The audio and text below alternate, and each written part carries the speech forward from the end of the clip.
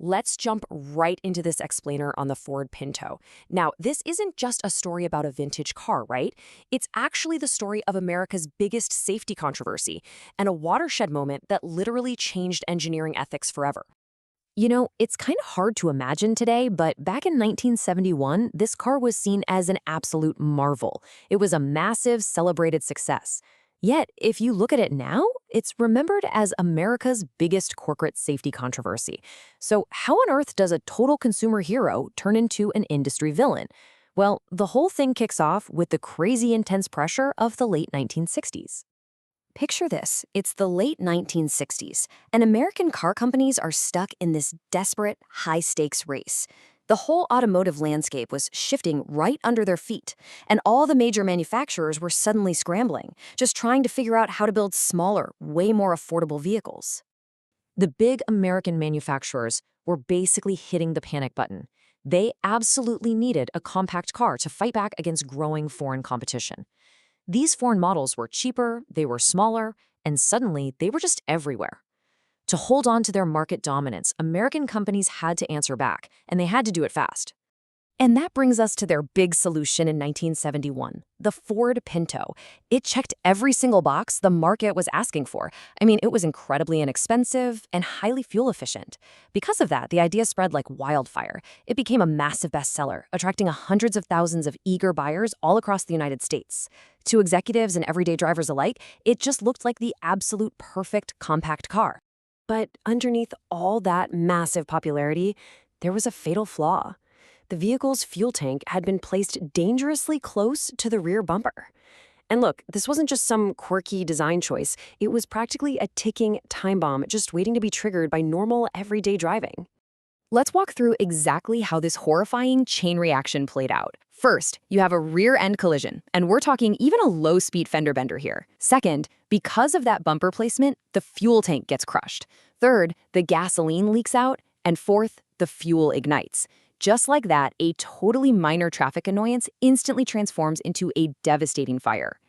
Now, accidents happen, right? But what makes this situation truly shocking is that the risk was completely known beforehand. Internal engineers had actually raised red flags about this exact danger during the car's development phase. They explicitly warned that even a low-speed rear-end collision could damage the tank and cause a leak. So the risk was on the table before the very first Pinto ever rolled into a consumer's driveway. Despite those stark internal warnings, the car went straight to market. And by the mid-1970s, the engineering department's worst theoretical fears became a horrifying reality out on the public roads. The exact collisions the engineers had warned about, they were now happening to everyday families. Drivers involved in simple, everyday rear-end crashes were finding their cars suddenly bursting into flames. And because of how insanely fast the fire spread following that fuel leak, some occupants were completely unable to escape.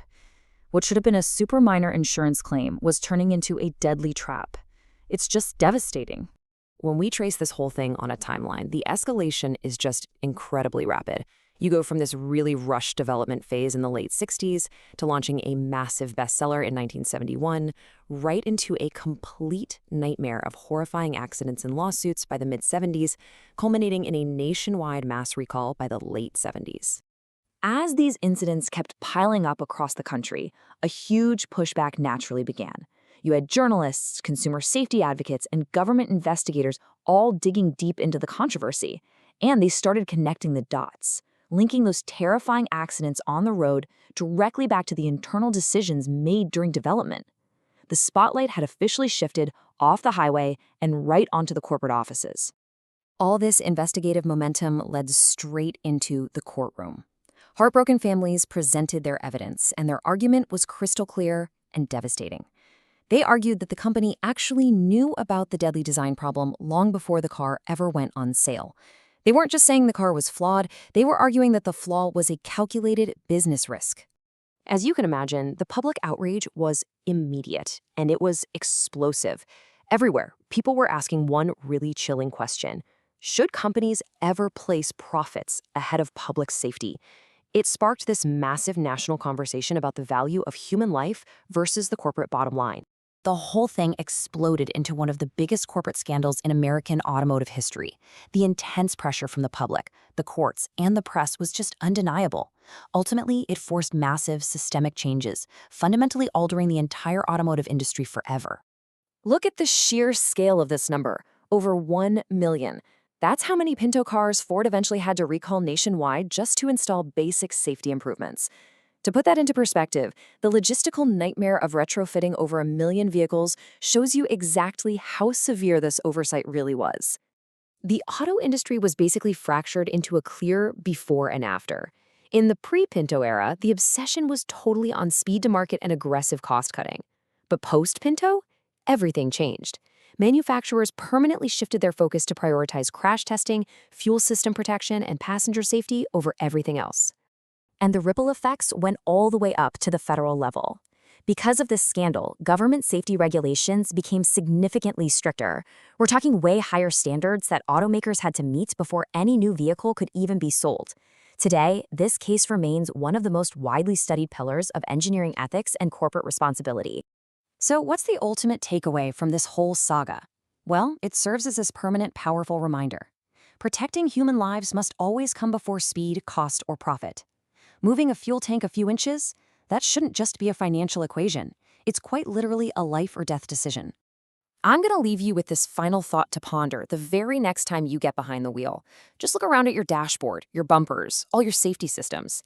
How many of the safety features protecting you in your car today were born directly from the tragedy of the Ford Pinto? It's a striking reminder that the safety we totally take for granted today was forged through the hard-learned lessons of the past.